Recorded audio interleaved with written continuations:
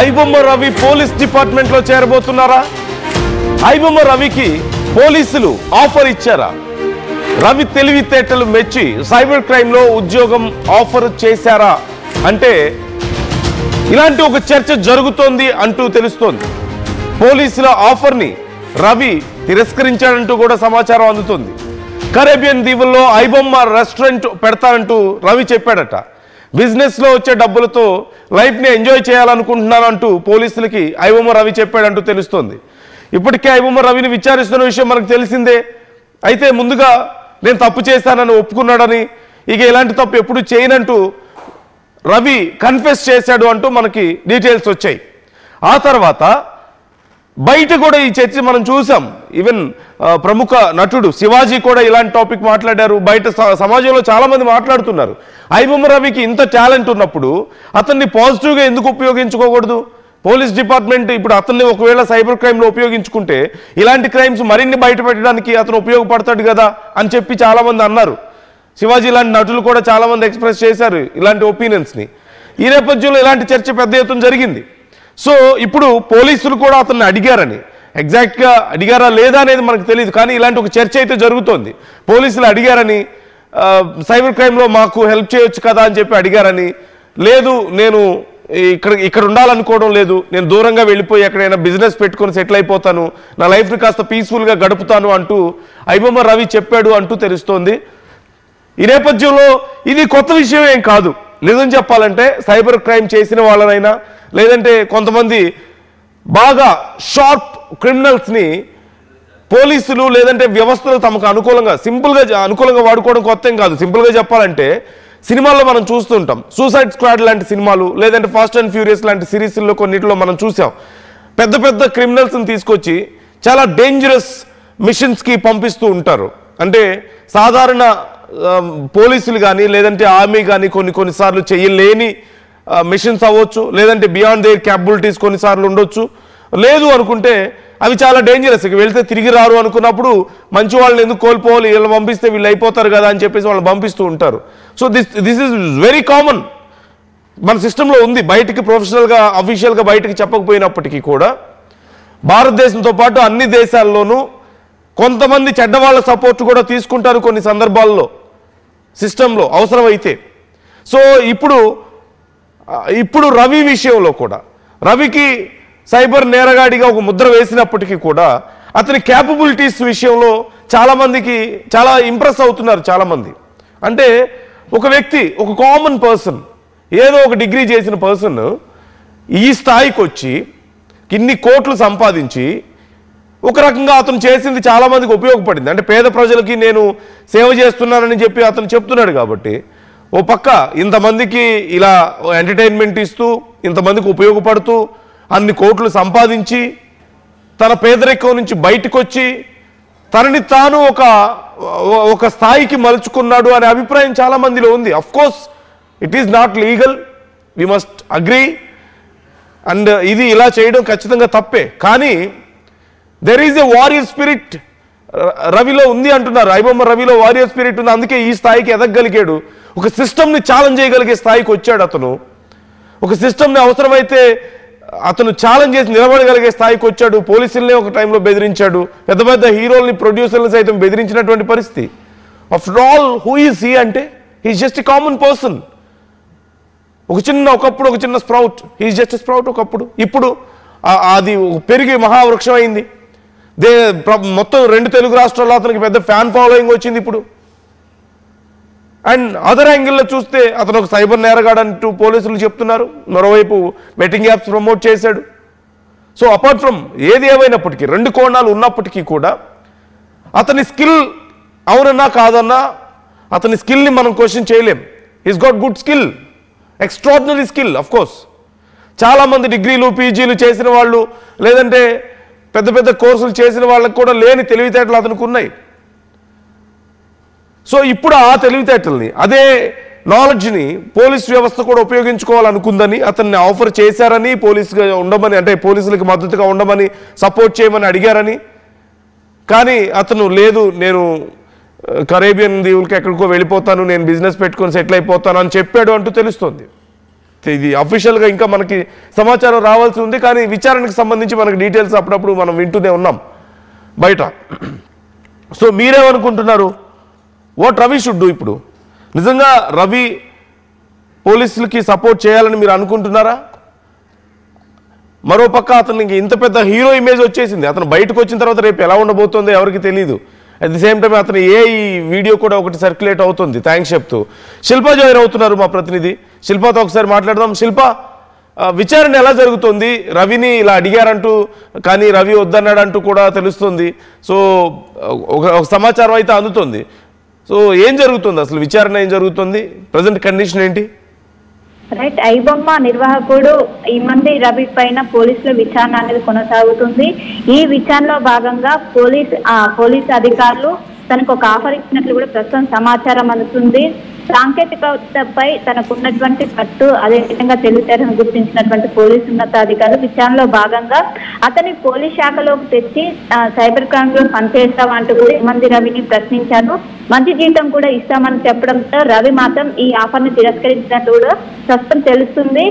ఎందుకు తిరస్కరించామంటే, నేను కరేబియన్ దీవులోకి వెళ్తాను, అక్కడ ఏదైతే ఐబొమ్మ అనేటువంటి పేరు మీద రెస్టారెంట్ ఓపెన్ చేస్తాను, రెస్టారెంట్ ఓపెన్ చేసి ఆంధ్ర నుంచి వచ్చే వాళ్ళు వచ్చి తెలంగాణ నుంచి వచ్చేటువంటి వాళ్ళకి నేను ఇక్కడ భారత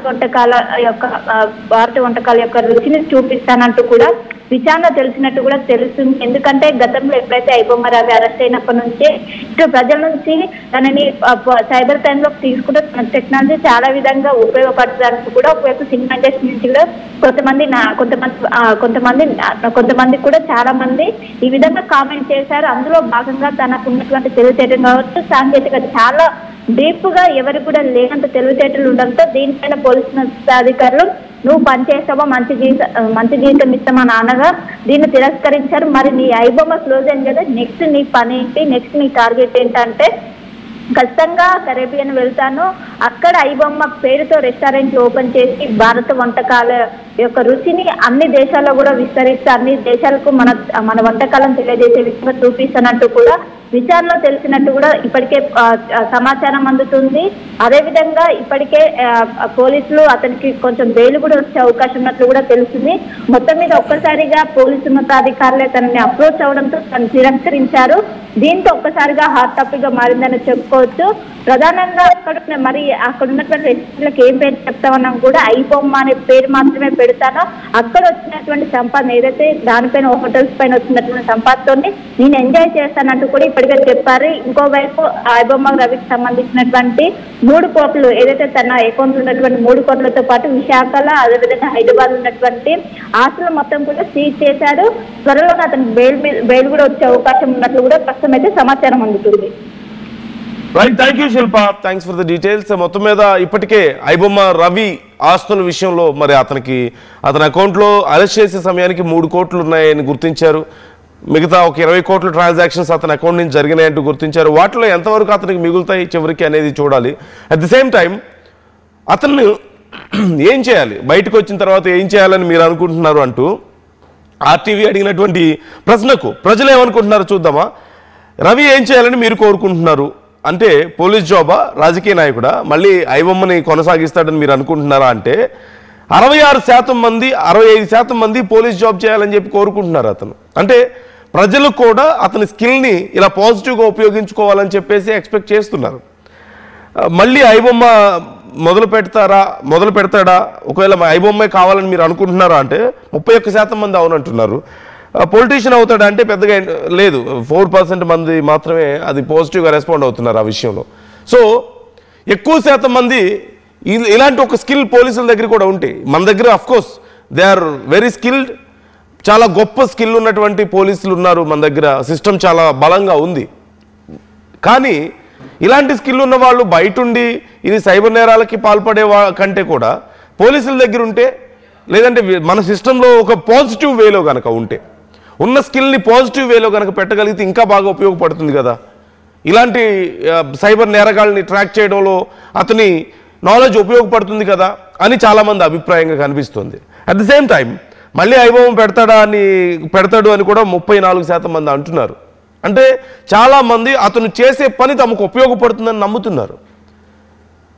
ఐబొమ్మ వల్ల తాము డబ్బులు సేవ్ చేసుకోగలుగుతున్నామని, లేదంటే ఇండస్ట్రీ తమను దోచుకోకుండా ఆపగలుగుతుందని చెప్పేసి చాలామంది అనుకుంటున్నారు.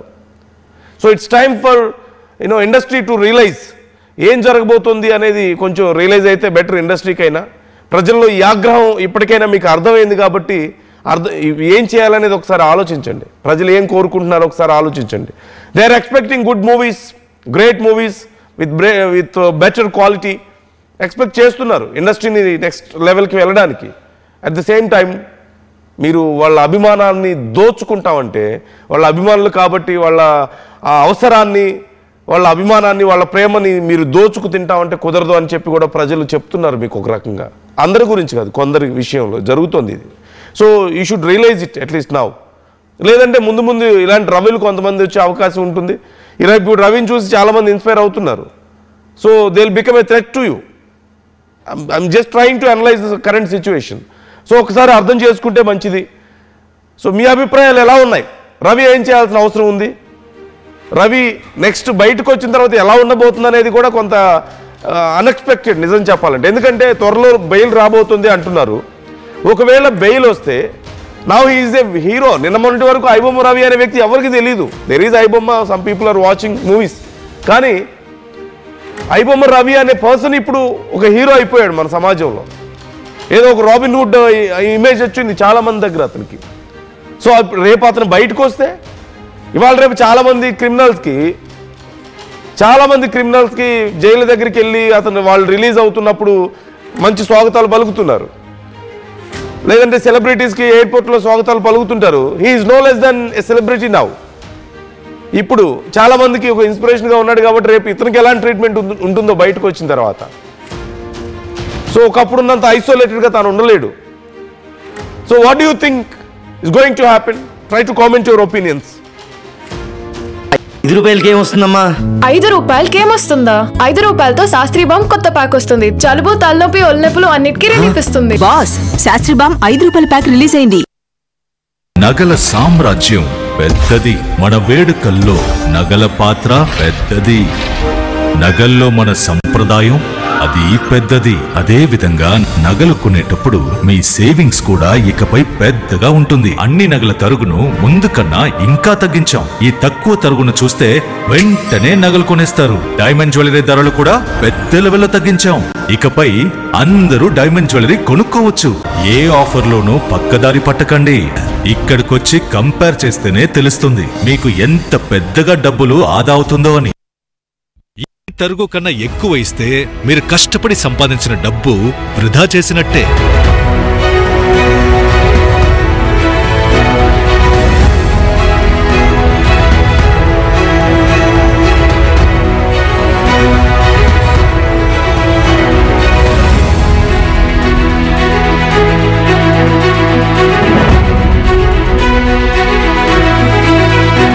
లలితాలో నగలు కొనండి, ఎక్కువ డబ్బులు ఆదా చేయండి. ఇల్లు కావాలంటే స్థలం కావాలి. స్థలం ఎలాంటి చోట కొనాలి? తక్కువ పెట్టుబడితో ఎక్కువ అభివృద్ధి అయ్యే ప్రాంతంలో కొనాలి. నూతన వెంచర్ అమేయ నందు అప్రూవ్డ్ ప్లాట్లు అందుబాటులో ఉన్నాయి. ఒక్కసారి సకుటుంబంగా విచ్చేసి సరైన నిర్ణయం తీసుకోండి. స్వర్గసీమ వారి నూతన వెంచర్ అమేయ. ఐటీ కెరియర్ కోసం చూస్తున్నారా? నాన్ ఐటీ నుంచి ఐటీకి మూవ్ అవ్వాలనుకుంటున్నారా? అయితే సమాధానం coding tutor. Local to global news at your finger tips. మీ చేతిలో ఒక ఆయుధం. Download raw TV app. Media legend Ravi Prakash is back.